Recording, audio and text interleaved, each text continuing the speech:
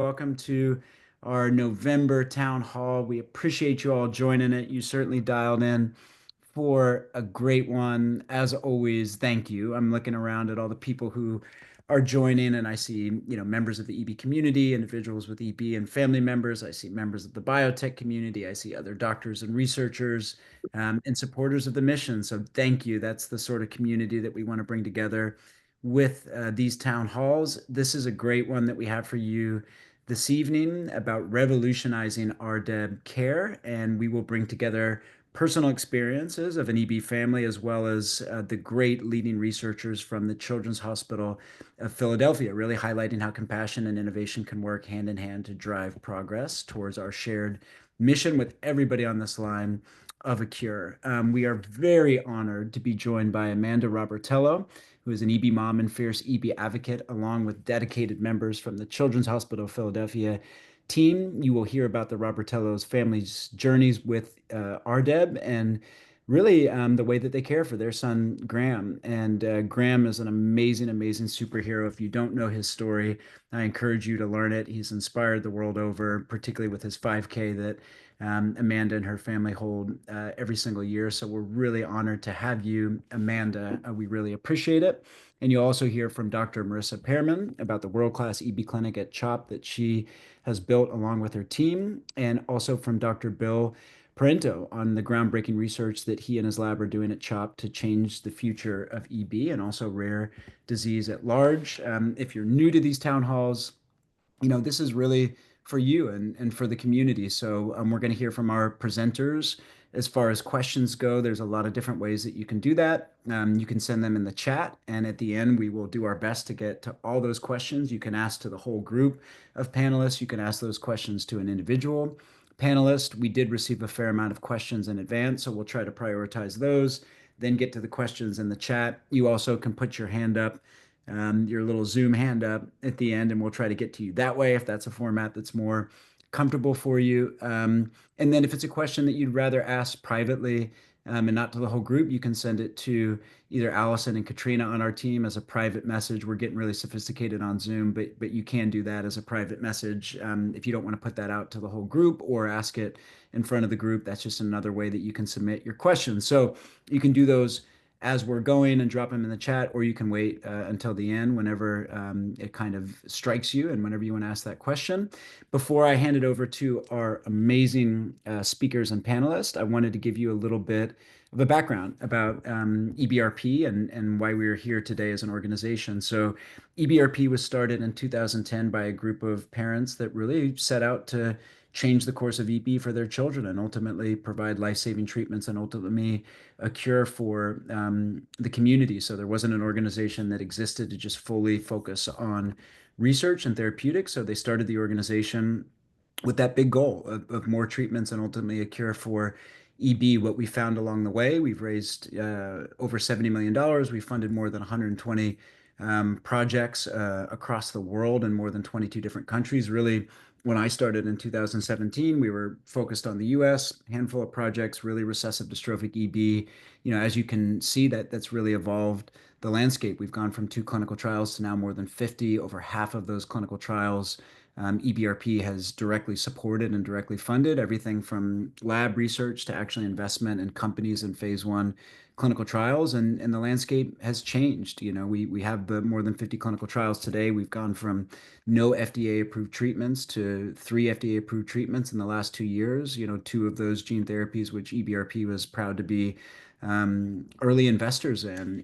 But I think the most important thing is these are really great milestones, but they're just that. They're not the end of the story. So they're momentum for our ultimate goal, which is more impactful therapeutics, more impactful treatments, and ultimately a cure. And we won't stop until that mission is achieved, not only for one subtype of EB, but all subtypes of EB. And the team that you'll hear from today is a big part of that goal and achieving that goal. We've had a really good year at EBRP this year. Many of you have been at plunges, from Australia to US and everywhere in between. You've ran in marathons. You've done Grateful for Graham 5K. You've seen that we had a documentary film that came out currently, showing in movie theaters across the country.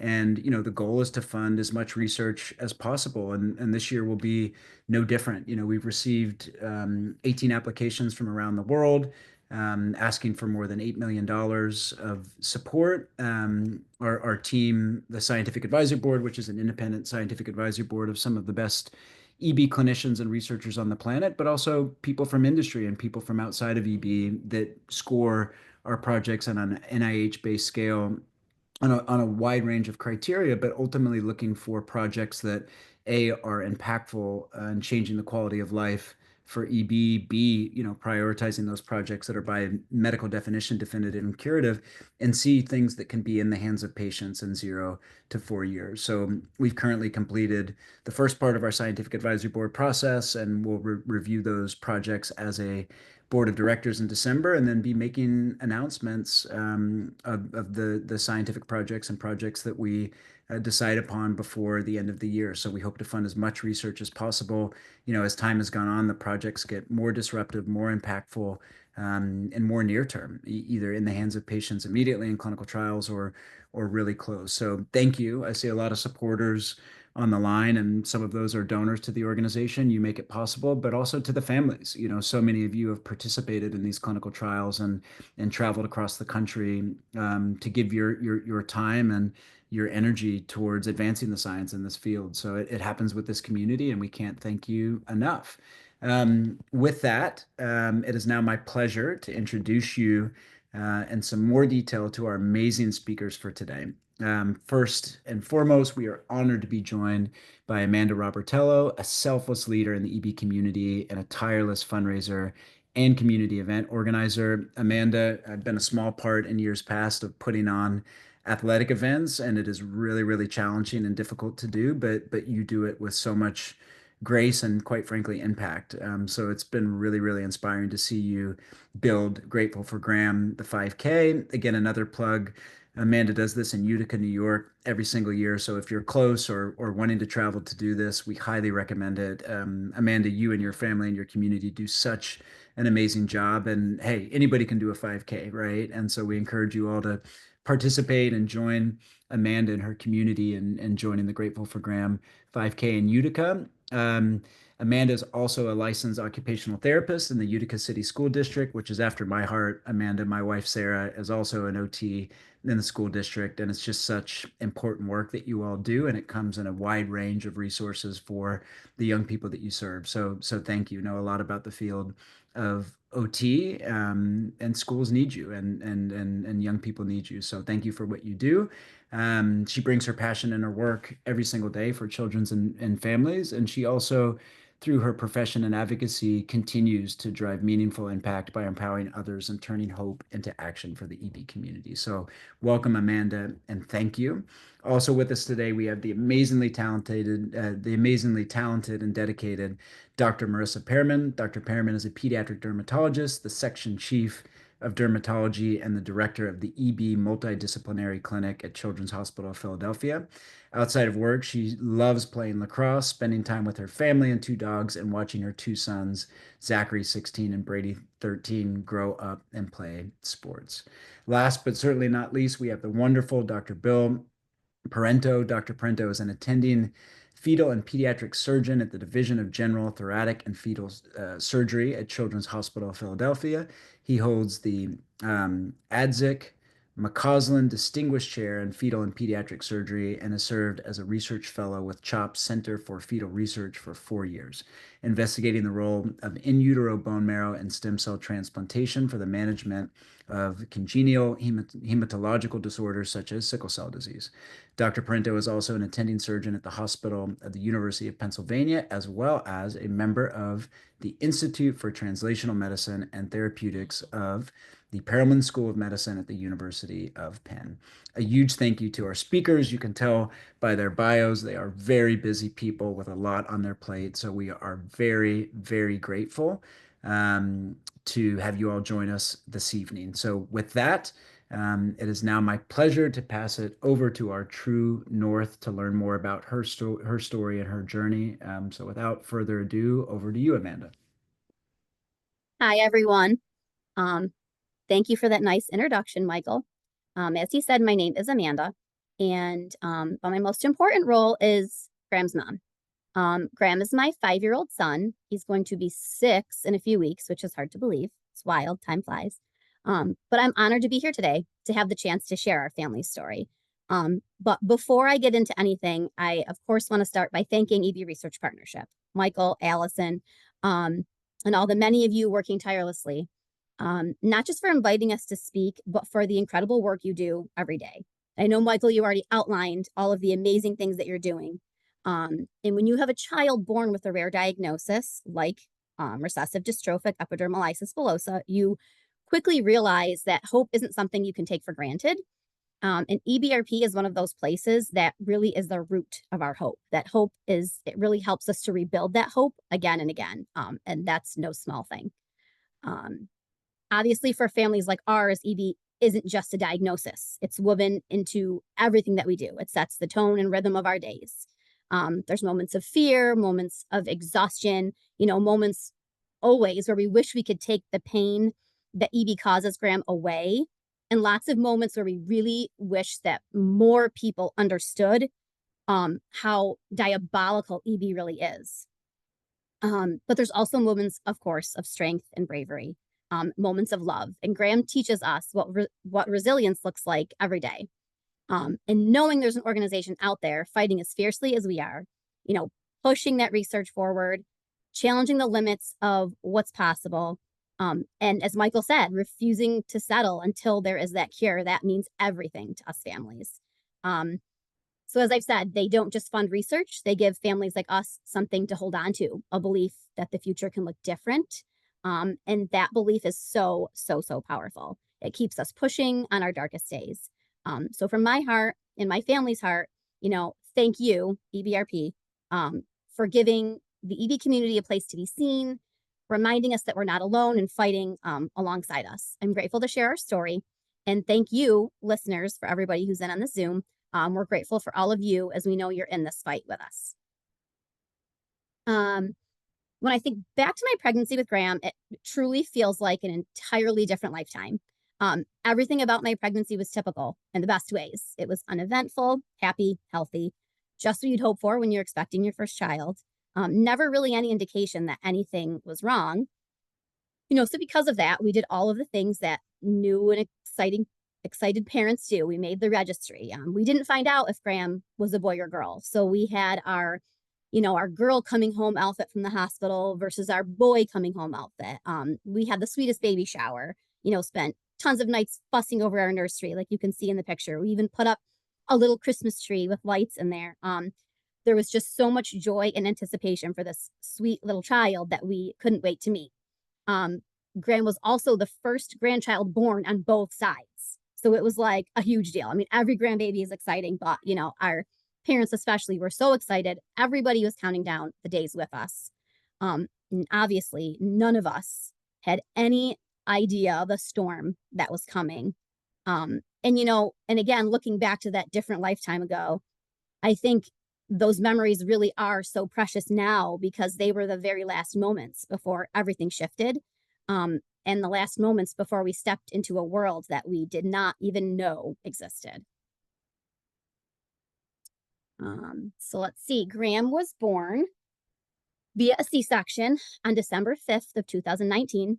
It was a snowy Thursday night. I remember it like yesterday. We had just watched, my mom and Carl, Graham's dad, and I had just watched the Christmas tree lighting in Rockefeller Center.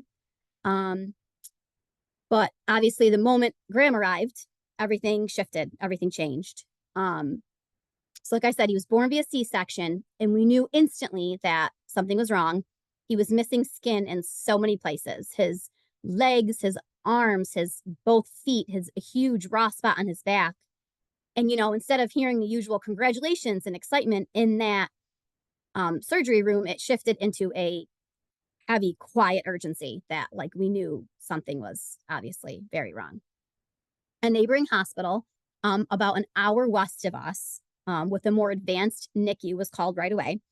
And a few hours later, we had a nurse practitioner from that hospital walking into the hospital room and uttering those 2 words that changed our lives forever. And of course, we know what those are, epidermolysis bullosa. And I can still vividly remember the way she said it. So calm, so cool, so clinical, very matter of fact. And she did go on to imply that we might never take Graham home. That part gets a little fuzzy because, it was just what a day, what a night. But she was wrong, so very wrong. And Graham has been a fighter since the day he was born. Um, Graham spent 3 weeks in the NICU, which were three of obviously the longest and hardest weeks. We were trying to even wrap our head around what this diagnosis was, all while having to obviously learn how to care for his skin, learn how to wrap his wounds, how to gently handle him. Like we didn't even get to hold him for almost a week. He was in the isolate, and as much as even where the NICU that we were knew, they still didn't know a lot either. So again, it took us even a week to be able to hold him. Um, we learned how to navigate a world that we didn't know anything about. And we did bring him home, though, on Christmas Eve, which I don't think is a coincidence because that's always been one of our favorite days of the year as a family. So Graham did come home on Christmas Eve. And then we'll get into a little bit about Graham's team at CHOP. So as we stepped into life at home with this brand new diagnosis of EB, it became very clear quickly that we obviously couldn't do it alone. We knew we needed guidance, expertise, and a team that really understood EB. Graham's pediatrician actually is an hour away from us too, toward where the hospital was. It's west of us. And they were mentioning Cincinnati, but then luckily, I don't even remember how we landed on finding out about CHOP, but luckily, we landed on the multidisciplinary care team where Graham is seen at the Children's Hospital of Philadelphia, which is much closer for us than Cincinnati. I mean, it still is a good 5 hours, but he's gets all the care that he needs there, so we're happy with that choice. At CHOP, Graham is seen typically twice a year ish, and he's followed closely by a whole team. The head of that team being Dr. Perman, who just so happens to be, of course, as you all know, another speaker on this town hall with us. And Dr. Perman, just want to give you a really quick shout out and thank you for your expertise and genuine care for Graham. It's always been amazing to us that you totally see him as a kid first, a little boy first and a patient second. And that means a lot to us. Your knowledge, your guidance from the very beginning has given us confidence, and we feel so lucky to have you as part of his team. So when we do go to CHOP, Graham is also followed by specialists in cardiology and ophthalmology, gastroenterology, nutrition, physical therapy, occupational therapy, pain management, wound care, just to name a few. And obviously, these providers play an important role in his care, and they help us to navigate this complex condition, for the day to day. It's a lot to manage, but having this team supporting Graham and our family does make such a difference. And let me tell you, Graham is, for all that's on his plate, he is thriving at, 5, almost 6 years old. He is in kindergarten now. He goes to school. He does have a one-to-one nurse. He has an IEP, and he has a one-to-one nurse on that IEP that does, help him safely participate in school. But he's done so well in his kindergarten year. Again, the time is flying. I can't believe he's in kindergarten. He's made so many friends. He has lots of hobbies, just like any other typical kid would have, which is all that we can ever ask for. We want Graham to have as many opportunities and as much fun as any kid, even though there's obviously a lot more layers to his journey than your average bear. But going back to those earlier years, one of the ways, if I could have the running slide, thank you.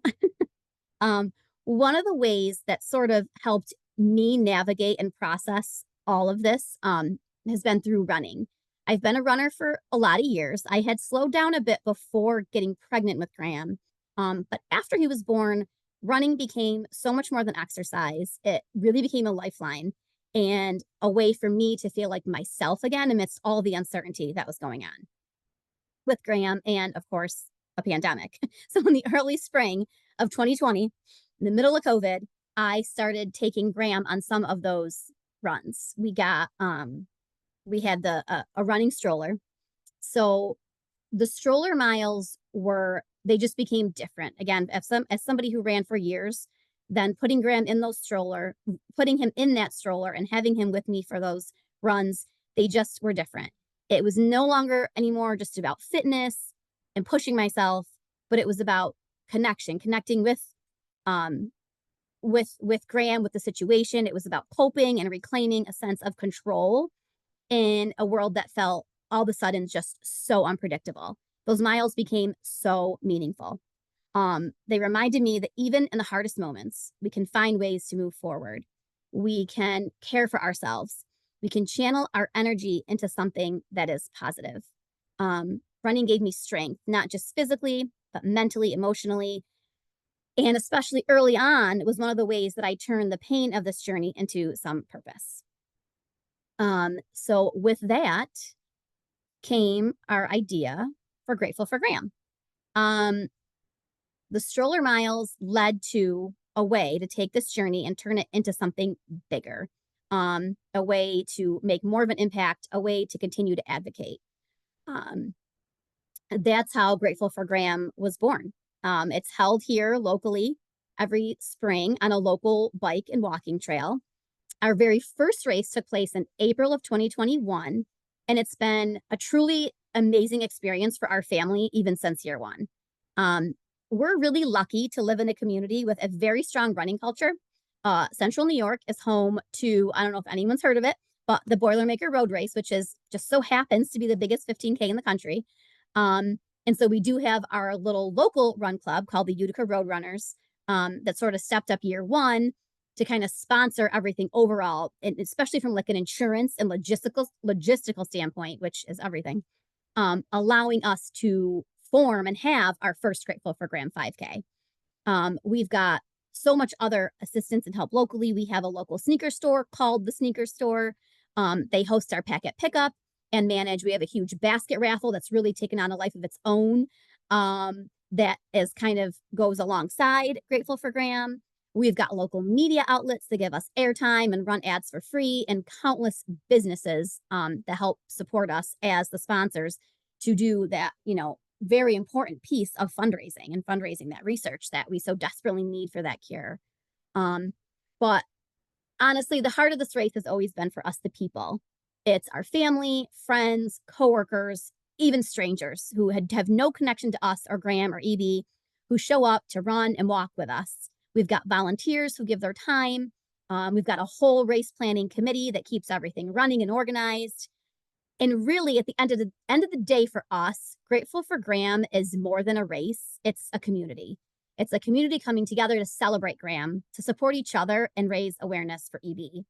And it's really neat now too. We have merchandise. Like I have one of my shirts on now, and we have a beautiful logo that we haven't changed. It's a little a G with a butterfly with a Cure EB.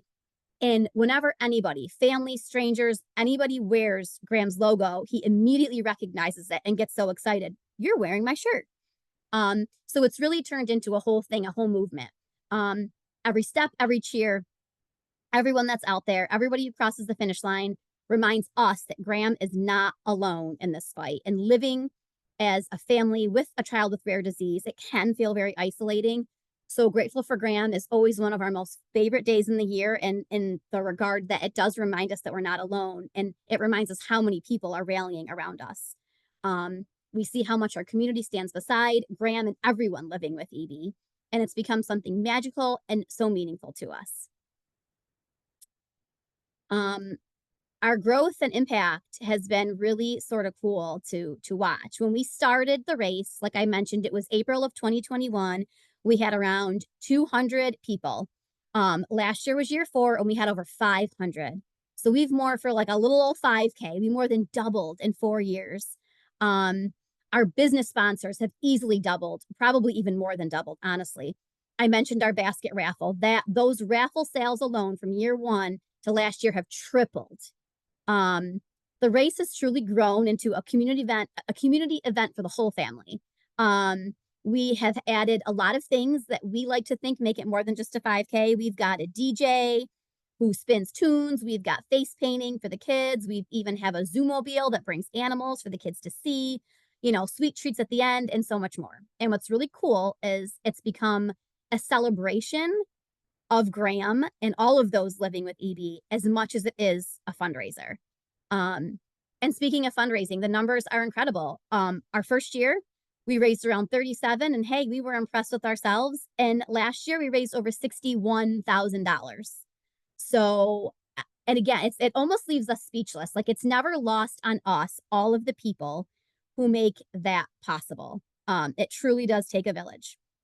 We are so proud of how the race has grown. And again, not just in numbers, but in the sense of community that it's really built. The awareness it's raised and the impact we know it's having on families, not just our family, but families like ours.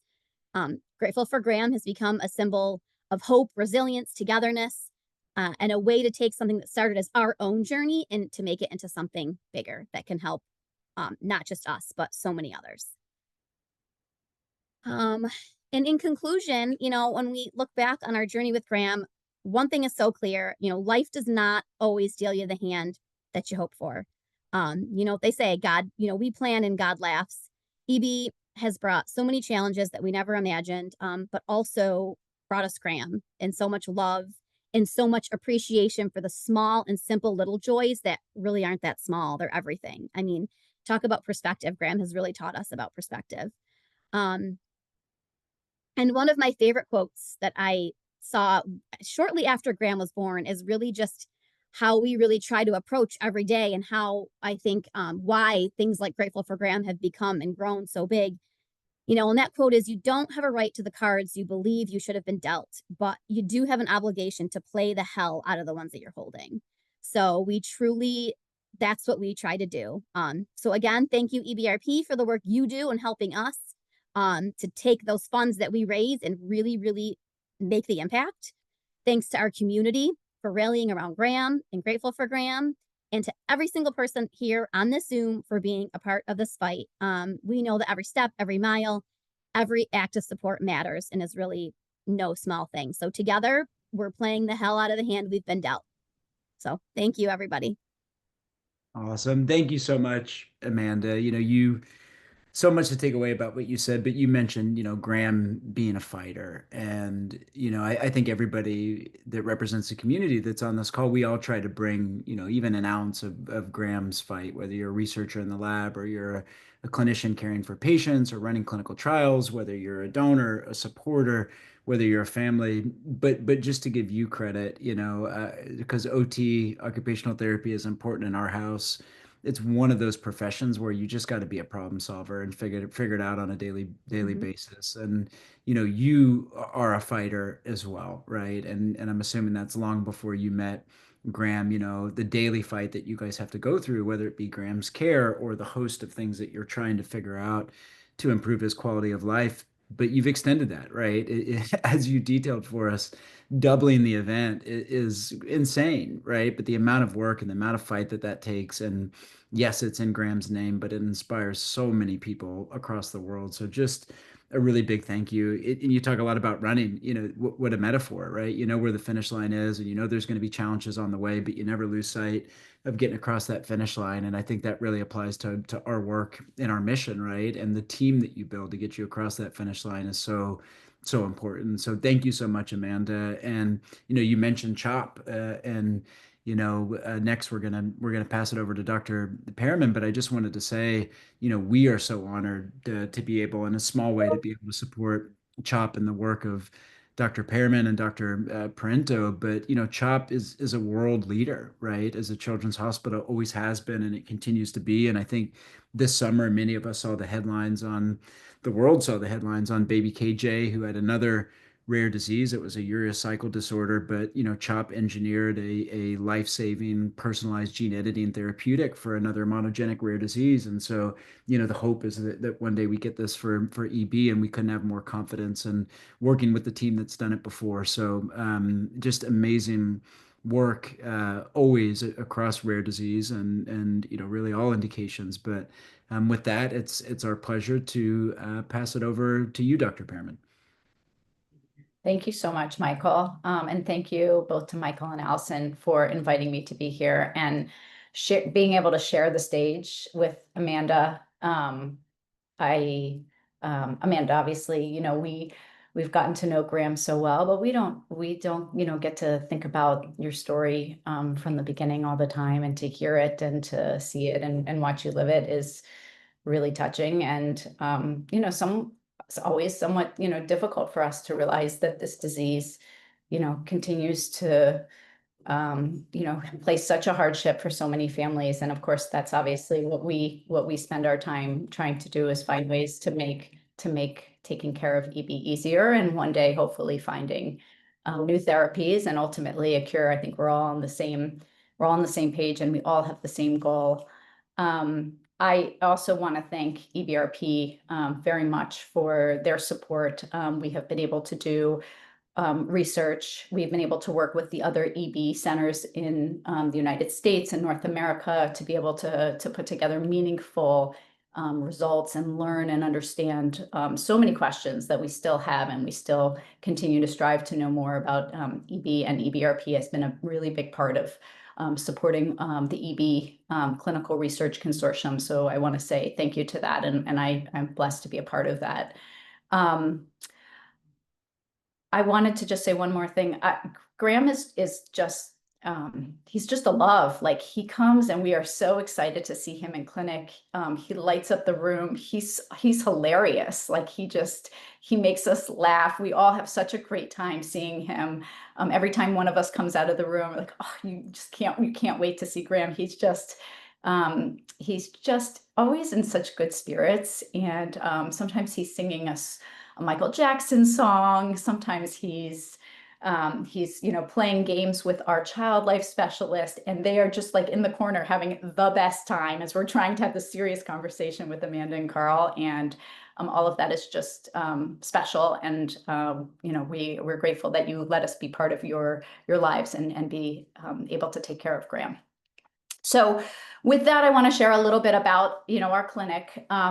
We haven't been around as some of the other longstanding clinics, and that's because I was at those other longstanding clinics training for many years. I started my path to pediatrics and then dermatology at Cincinnati and Cincinnati Children's. So I'm also very grateful to them and to that team for really teaching me so much about EB.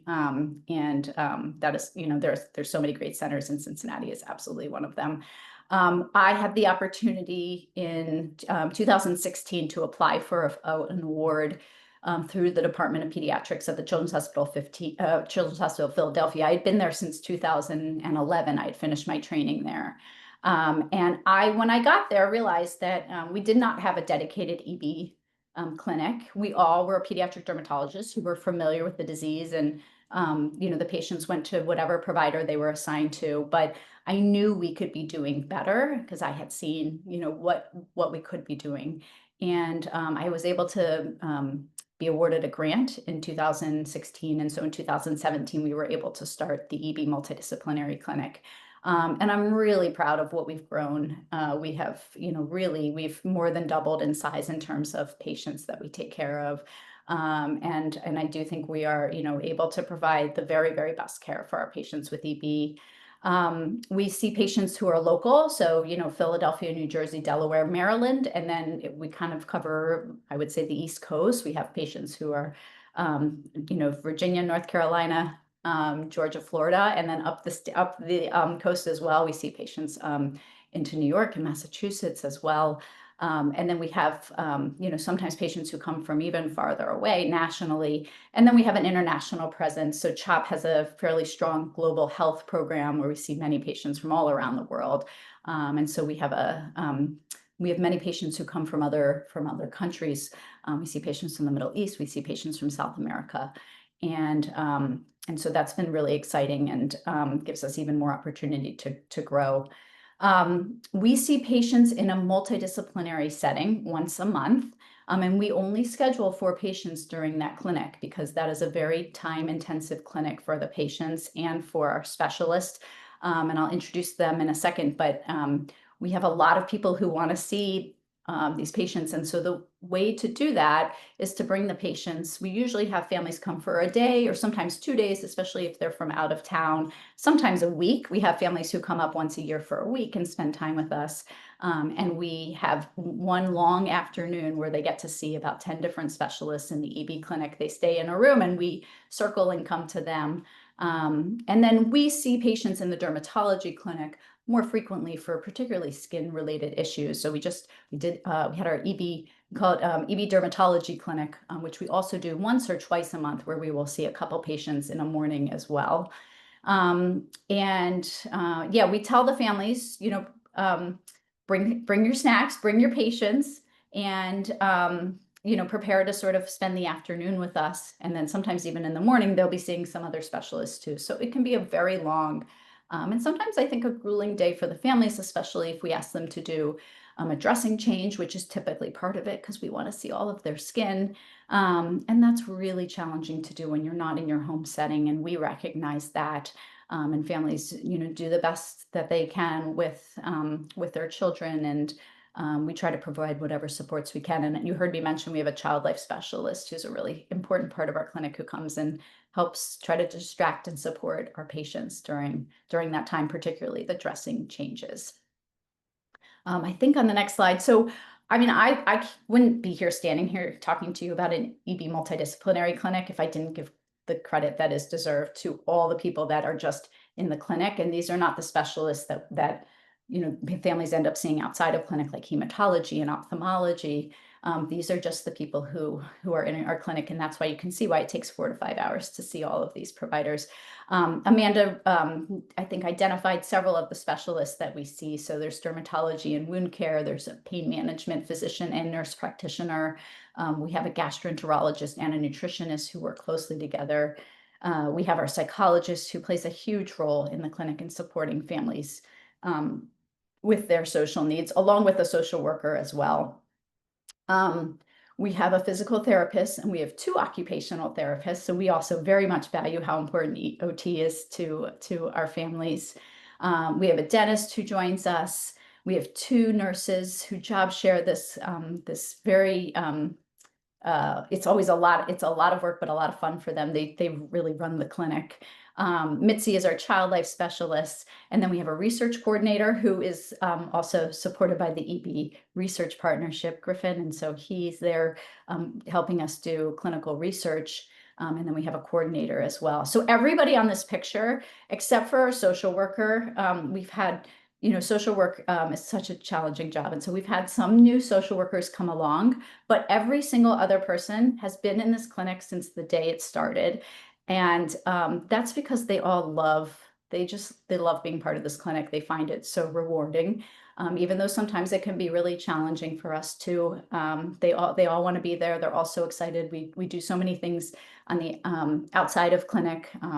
We have a EB Family Fun Day that we do usually once a year to support our families being able to come together in a different setting. And most of the team will try to be there because they love it so much. And so I wanted to sort of recognize, I think what Amanda was sharing about knowledge. Knowledge is everything in EB. And because it is still a rare disease, even in pediatric hospitals, there may not be so much familiarity with it. And I will be very, honest that even at CHOP, we had to really build from the ground up. There were certain people in certain little subsets who knew about EB, but there are thousands of, probably 10,000 people who work at CHOP, and every nurse and every respiratory therapist, because it's rare, even at CHOP, they don't always have the opportunity to meet and, play a role in EB care. And so we've had to teach a lot of people. And I'm really proud of actually what we've done at CHOP. We've built really an EB floor. We have specialists in the NICU and on the floor, in the PICU, the ICU for the older children, in each of the places that we need to do testing, like EKGs and echoes. It's required a lot of education, even at CHOP. And so I do think it's important, especially if you confront this disease early and you feel like you're in a world where people are not familiar with EB, to try to find, if you can get to it, a place that has multidisciplinary EB care, because it will make such a difference, I think, in your experience in terms of raising a child or raising a family member with EB. And I mentioned a lot of the people who are in clinic, but then again, outside of clinic, we have a whole inpatient team. We have an anesthesia team that's really important to taking our patients to the OR. And then we have so many other specialists that need to see our patients for different needs. And we've been able to identify somebody in most of those specialties who's sort of the person, so that families aren't feeling like they have to, explain, what EB is and what's going on there. Trying to think if there was one more point. And the other thing that we're really proud of what we've been doing is research. We've been able to take part now in clinical trials because we've built up the program and we have the patients to do it.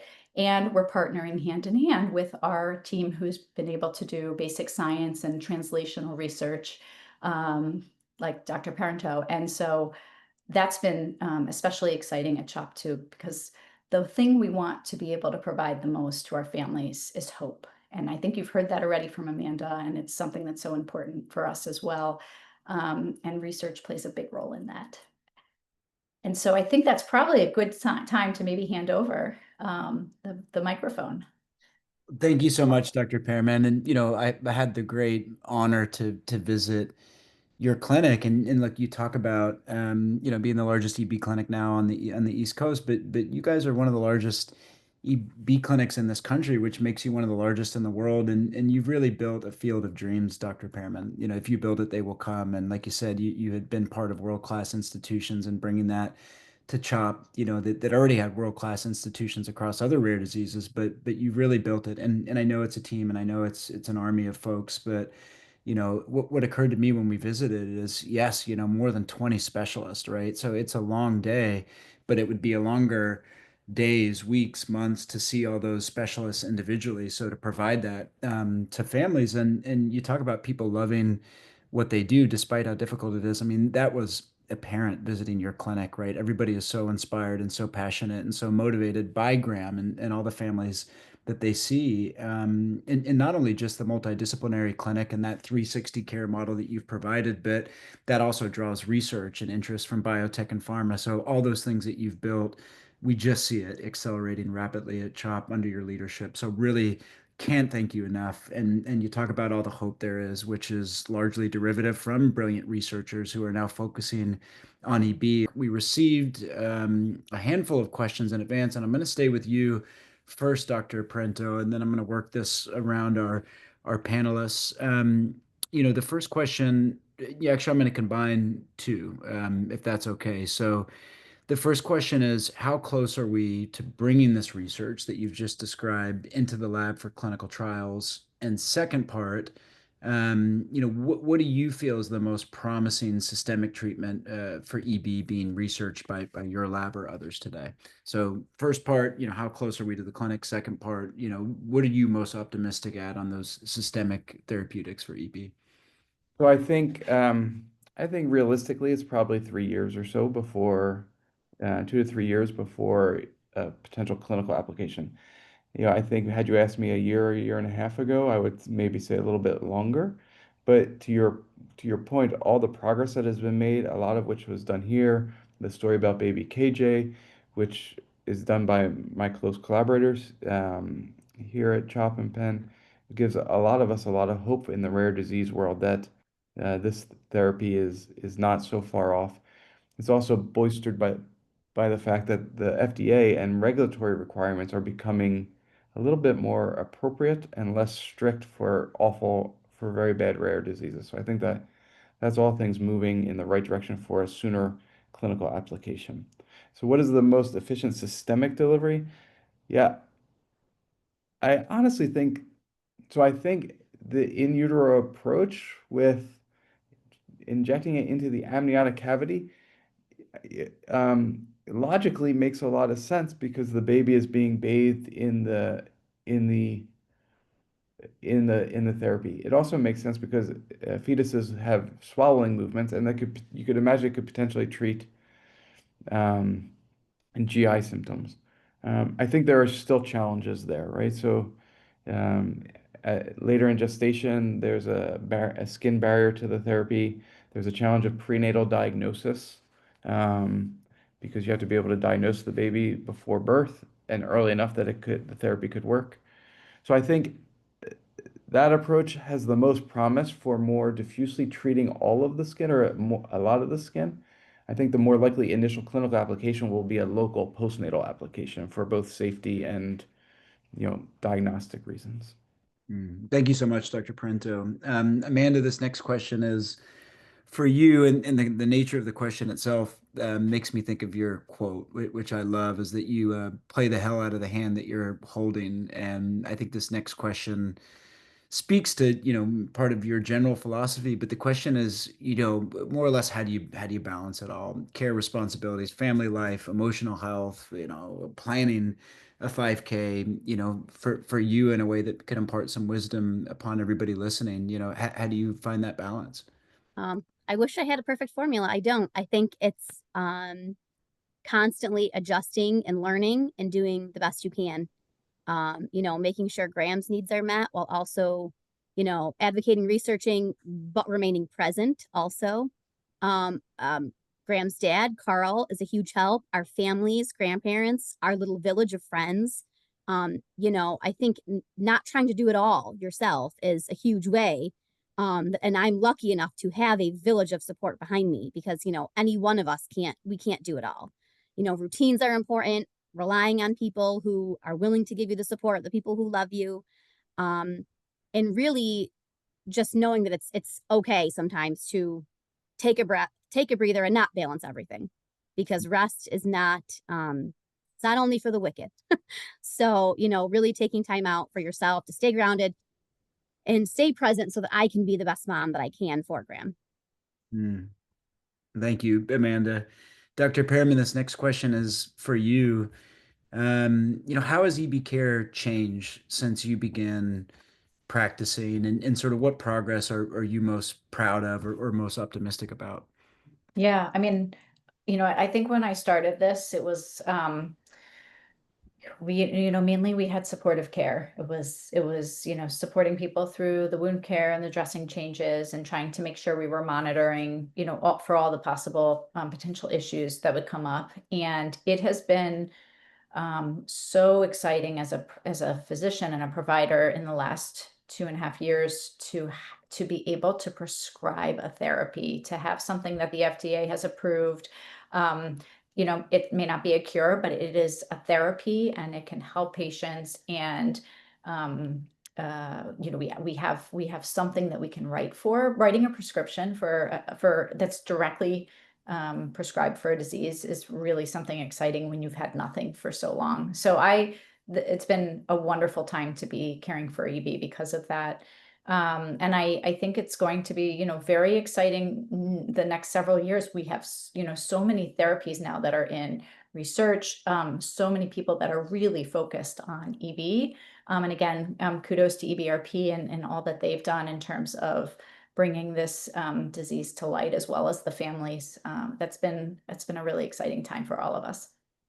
Thank you, Dr. Pearman. I'm going to stay with you for the next question. We had a parent ask, particularly as you say, not only the treatments that we have, but really what's in the pipeline. How do you and your multidisciplinary clinic help support on insurance and access to these new treatments today, but then anticipating a future where a high class problem in a way to have multiple treatment options, but how does your team and your clinic work with families on access, insurance, being able to actually receive and navigate which of these treatments they can provide to their families? Yeah. To be honest, we like put on our boxing gloves and we get ready to like fight the fight. And I'm not, being so funny. It's we're just like there's nothing else, and there's nothing else that you can tell us we have to use first, because that doesn't exist since these new therapies came out. We have a whole team at CHOP, like a prior authorization department for all of dermatology, honestly, who spends a lot of time, preparing to sort of give whatever, give whatever data needs to be given to prove that these are patients that are very deserving of the therapy, even if they are expensive. And so we have letters of medical necessity. We do peer-to-peer phone calls with medical providers at the insurance company, most of who are not familiar, have ever heard of EB before, or maybe heard of it but don't know anything about it. Where we're educating them, and usually actually getting somebody on the phone is typically a positive experience. And then I'd like to, give kudos to the pharmaceutical companies who have therapies, because they all have patient advocacy programs that help support families through often the insurance issues. Sometimes they can provide some therapies at a lower cost if it's really expensive, and then helping families use the therapies as well. So we go from a lot of different angles, but yeah, we get in the ring and fight. Thank you, Dr. Perman. We're lucky to have you in that ring fighting on behalf of families, bringing Graham's fight, as you said, Amanda, to everything, including the process of payers and insurance. Dr. Peranteau, we've talked about this, right? About CHOP and the innovations always, right? But particularly in the rare disease space and gene editing, even this year alone, the innovations that we've seen from CHOP and PEN and part of that infrastructure, what do you think is unique about the CHOP and PEN teams, in particularly as it applies to your work in your lab that drives, sort of an outpaced innovation compared to other places in the world? What makes that infrastructure and the team and the institution itself so unique and in a place really where we can see these sort of innovations for EB? Yeah, thanks. I think we're just, I mean, I speak for myself, but I'm sure Marissa feels similarly. I think we're ridiculously fortunate and lucky that one, we have strong institutional support for science, right? They're willing to play a little bit of the long game, and they recognize that they need to support research that's not going to, turn around in the next 6 months or a year, but it's an investment in the future of medicine and the future care for kids, number one. Number two, we have everything. We're lucky to have everything you need here for this kind of stuff, right? So in my world, we have probably one of the world's biggest fetal treatment and diagnosis centers. Admittedly, it focuses mainly on structural or anatomic birth defects right now, but you can see that you could easily shift that and grow it to encompass genetic birth problems or genetic diseases. We have a clinical grade viral vector manufacturing plant right on campus, and we're expanding that to have a clinical grade lipid nanoparticle and mRNA production plant. We have expertise in gene therapy for, for different diseases, but that expertise is easily translatable to new diseases like EB and other rare diseases. And then, the main motivating factor is that we care about kids, right, and their families. And so all of this is motivated not because CHOP wants to make millions of dollars on the next big spin-out company, although I'm sure that'd be great. But it's mainly motivated by the fact that we recognize that kids and families, like you've said and Amanda and Marissa said, they need hope, right? And then this provides something to look forward to, and this provides the next level of care that's not present now, but will be present in the future to make our lives better. And I think we're just lucky to be here. Thank you, Dr. Parento. Last question with you, Amanda, a two-parter. One maybe a longer answer, hopefully. The second one a shorter answer. But you've got your team of doctors and researchers on this call, but we've also got doctors and researchers from around the world on this call, and that will also listen. From a parent's perspective, what do you really want doctors and researchers to know? Um, Really what we want you to know is that families like ours, we at the same time, we know it's rare. So it's like particularly I'm thinking of doctors when we go to like our hospital at home that's not CHOP, that to understand that, we do know things also. Yes, we're living in the in between. We're balancing so many emotions at once, hope and fear. And we're trusting the science while navigating so much that we don't know and that we also don't understand. So clear communication is huge, honesty, and really just being genuine and kind. I mean, and it sounds silly, but like it really goes a long way and it helps us to feel informed and then also less alone in what can be a pretty scary space. Mm.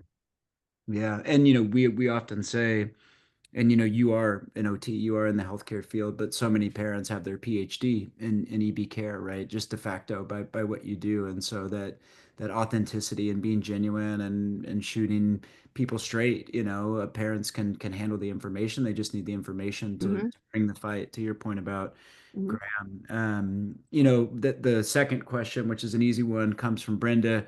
Brenda, among all her great qualities, is a planner. So Brenda wants to know, as do the people, do you have a date yet for Grateful for Graham? And if not, stay tuned. We'll make sure everybody knows. But I want to make sure that we get Brenda's question out there. So we are 99% sure that it's going to be the first Saturday in May. So first Saturday. So let me see. I don't know what that date is, but let's see. May 2nd. That is the 99% projected date of Grateful for Graham, year 5. We got to make it the biggest and best one yet. Well, you heard it from Amanda. When it's 100%, you'll certainly hear us talking about it and everybody else. If you guys can join me in giving it a digital round of applause for our panel. Amazing, amazing work, guys. Thank you so much for sharing your time and your knowledge and your intelligence. Thank you for joining. We really appreciate everybody's time, our panelists, but also everybody that listened in today. Please stay tuned. We can't wait to see you for next month's town hall, soon to be announced. Continue to help us support this amazing team of Dr. Perman and Dr. Peranteau at CHOP. The families and their journey, hope is great, but we need solutions and we need more treatments, and ultimately we need that cure. 3 ways to stay involved. Of course, we say the cure is an if not a when. That timeline is contingent upon raising the dollars to do so. There are more projects now than we can fund. As I mentioned, we've got 8 million from more than 20 projects currently under review, including continuing to support the great work at CHOP. The more dollars we raise, the more that we can support. So make a donation in any way. Every penny adds up, every dollar adds up. You look at what Amanda's done of the butterfly effect, really, which is, getting more and more people involved to create a massive movement. So find ways that you can get involved, find ways that you can donate. All of it matters. All of it helps. We currently have a match going on. I see that he's on the line. If you get to talk to him or see him in person, Dr. Jeff Heddles generally has come with a giant match from now until we hit it of $250,000. So every dollar that you give becomes two, thanks to Dr. Jeff, who's on the line right now. Shout out to you for your generosity, as always, Dr. Jeff, to make that possible.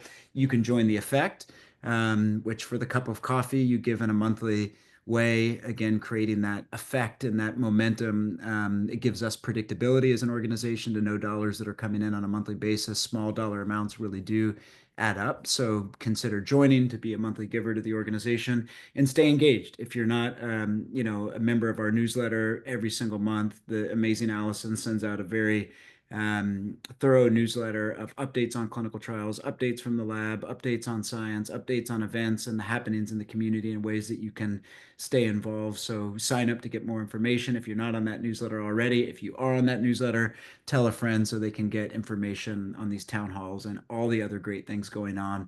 Thank you all for joining us on this Monday night. Thank you again to our panel, Dr. Perman, Dr. Peranteau, and Amanda, you and your family. We just continuously remain to be more and more inspired by your work. Help Amanda continue to double over this event. So she's giving you a date. Anybody that is in a radius or a flight away, come join Amanda and company in Utica next year. And until then, we will see you all next month on the next town hall. And thank you so much for joining.